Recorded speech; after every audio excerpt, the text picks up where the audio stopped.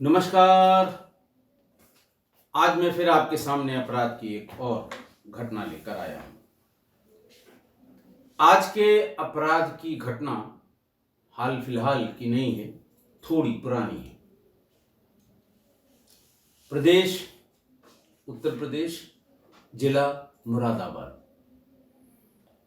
मुरादाबाद के थाना civil lines पर 1 जुलाई 2023 को रात में कोई 10:30 बजे एक व्यक्ति हाथ में एक डंडा लिए हुए थाने पर आया। पहरे ने पूछा, क्या बात है? बोले, साहब जरूरी काम से इंस्पेक्टर साहब से मिलना है। इंस्पेक्टर साहब अपने कक्ष में बैठे हुए थे। संतरी पहरा ने पूछा कि हाथ में डंडा क्यों है? बोले, साहब को हमें देना है ये। बहरहाल वो चला गया। इंस्पेक्टर साहब के सामने पहुंच के उसने बताया कि मेरा नाम देवेंद्र पाल है। सामने जो प्रभारी निरीक्षक बैठे थे उनका नाम राम प्रसाद शर्मा था।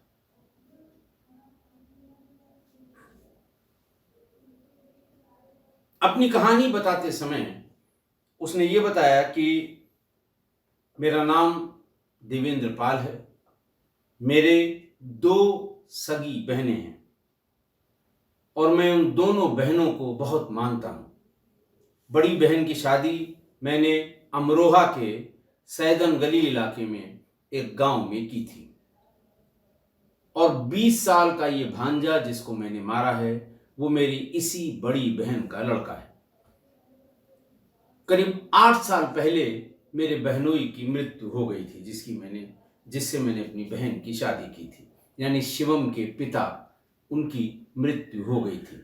उसके बाद गांव और परिवार के दबाव में मेरी बहन ने अपने देवर से शादी कर ली थी।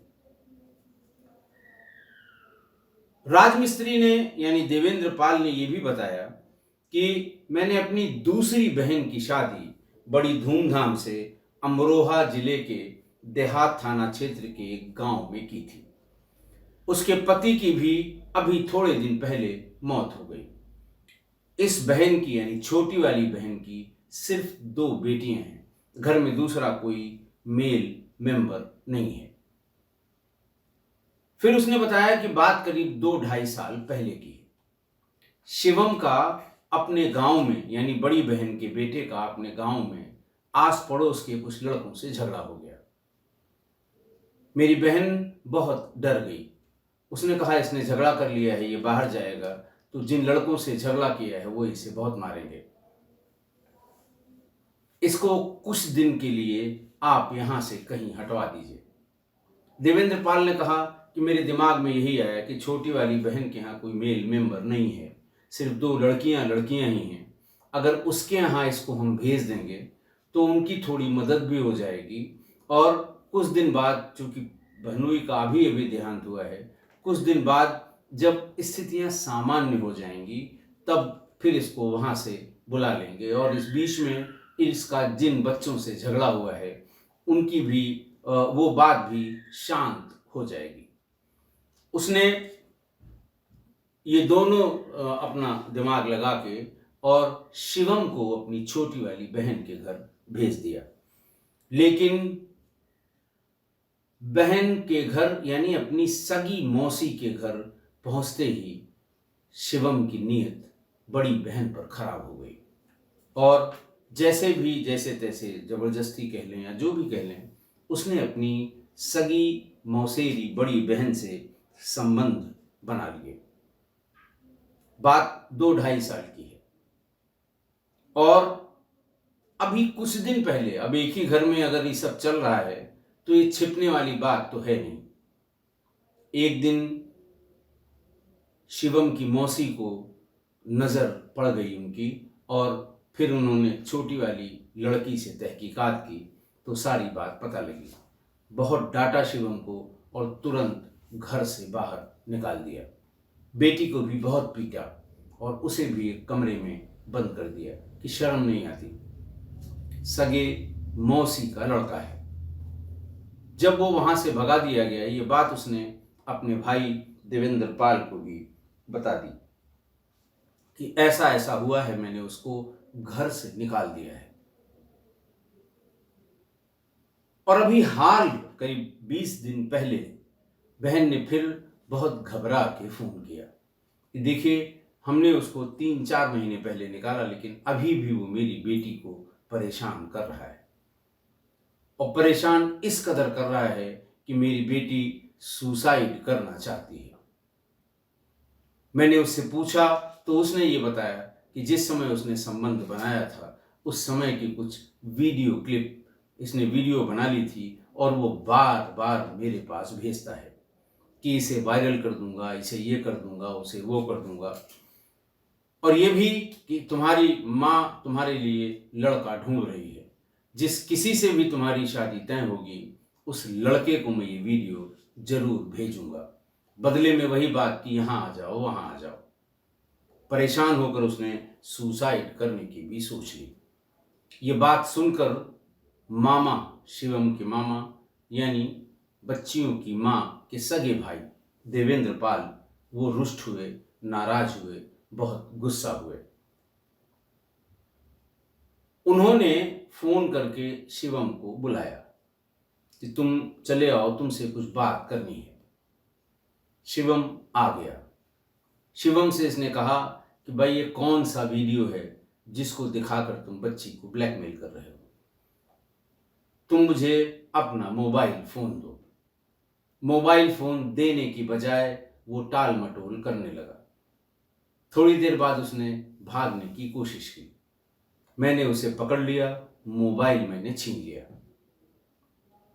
मोबाइल में शुरू में ही जो व्हाट्सएप में जो मैसेजेस होते हैं, उसमें मेरी बेटी को मेरी बहन की बेटी को बिल्कुल हाल फिलहाल में ये वीडियो भेजा गया था। वीडियो थोड़ी देर के लिए जब मैंने चलाया, मेरी आंखें बंद हो गईं। मैं गुस्से से लाल हो गया। बहुत ही गंदा वीडियो था। बहुत ही खराब हरकतें मेरा भांजा यानी शिवम कर रहा था। मैंने मोबाइल जेब में रखा। पास में एक डंडा रखा हुआ था। उसी डंडे से शिवम के प्राइवेट पार्ट्स पर जोर से मारा। वो गिर गया और मैं उसके प्राइवेट पार्ट पर तब तक मारता रहा जब तक कि मुझे ऐसा लगा कि अब ये निढाल हो गया है।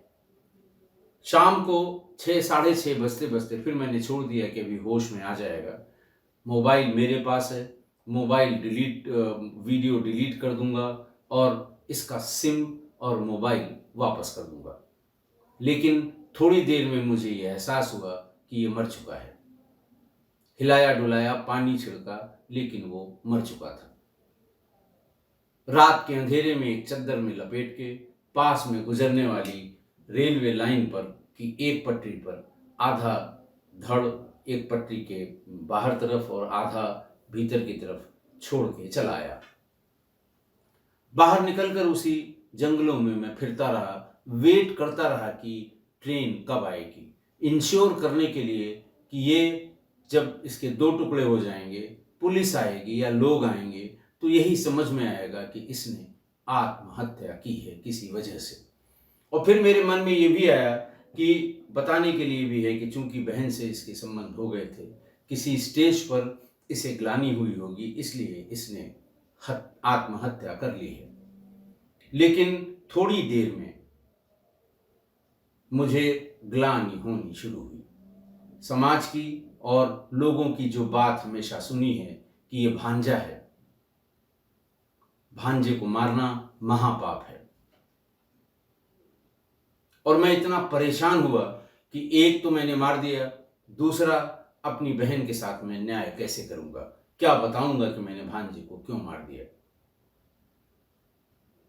इसलिए इधर उधर करने के बाद मैं खुद ये डंडा लेकर, जिससे मैंने उसकी हत्या की थी, आपके पास आया था। मैंने शायद नाम कुछ दूसरा बता दिया हो। इंस्पेक्टर साहब उस समय राम प्रसाद शर्मा थे और इसने अपना नाम पहुंचते ही इंस्पेक्टर के सामने देवेंद्र पाल बताया था। उम्र यही होगी करीब 55-60 साल। पुलिस ने जब ये बात सुनी तो उन लोगों को भी अचंभा हुआ कि आखिरकार ये आदमी अगर चाहता तो चुपचाप रहता। बॉडी की हालत हम लोगों ने देखी है, वो हर हाल में आत्महत्या में ही जाता, वो सुसाइड में ही उसका डिस्पोजल हो जाता।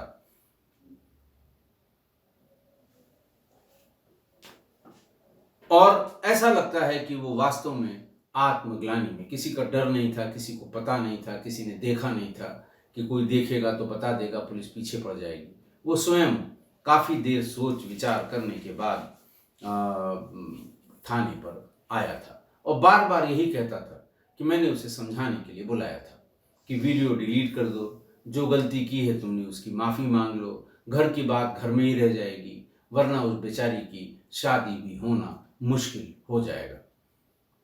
यही बात मैंने उससे शुरुआत में की भी। मैं जब मोबाइल मांगने लगा, मुझे ये लगा नहीं कि इतनी गंदी वीडियो होंगी भांजी के साथ, एक भांजी के साथ मेरे भांजे की, यानी मौसेरे भाई बहनों की इतनी गंदी वीडियो होगी, ये मैंने कभी नहीं सोचा था। मैंने सोचा था कि कोई वीडियो होगी, साथ ही लोग बैठे होंगे या इस तरह की कोई बात होगी, लेकिन वीडियो देखते ही मैं आपे से बाहर हो गया।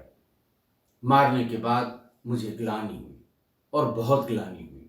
इस प्रायश्चित के लिए ही मैं थाने पर आया हूँ। ये भी कहा कि मुझे जेल भेज दीजिएगा, जो भी सज़ा कानून में है वो सज़ा मुझे मिलनी चाहिए ताकि मैं प्रायश्चित कर सकूं। आज की घटना, अपने सगे भांजे की हत्या करने के बाद देवेंद्र पाल को आत्मग्लानि हुई कि मैंने अपने भांजे की हत्या कर दी। क्योंकि इधर पूर्वी उत्तर प्रदेश में और बिहार में, बाकी भी जगह भांजे समाज में, भांजे और भांजी, हिंदू समाज की बात मैं कर रहा हूँ, चाहे जिस जाति बिरादरी से रिलेटेड हो, कोई इसमें फर्क नहीं है। भांजे की इज्जत सब जगह है। तो वो जिस समाज से देवेंद्र पाल ताल्लुक रखते थे, उसमें भांजे और भांजी चाहे जितनी कम उम्र के हों और छोटे हों, पर उनके पैर छुए जाते हैं। मैंने बताया कि इनको पूर्वी उत्तर प्रदेश और बिहार में भगिना, और इनका सम्मान इतना है कि गांव के लोग भगिना का सम्मान करते हैं कि गांव के बेटी का बेटा है। पर देवेंद्र पाल की मानसिक उलझन, उहापोह को भी समझने की जरूरत है। ठीक है, उसने हत्या की, अपने सगे भांजे की हत्या की, लेकिन उसकी उहापोह को भी समझिए कि एक बहन का लड़का और दूसरे बहन की लड़की,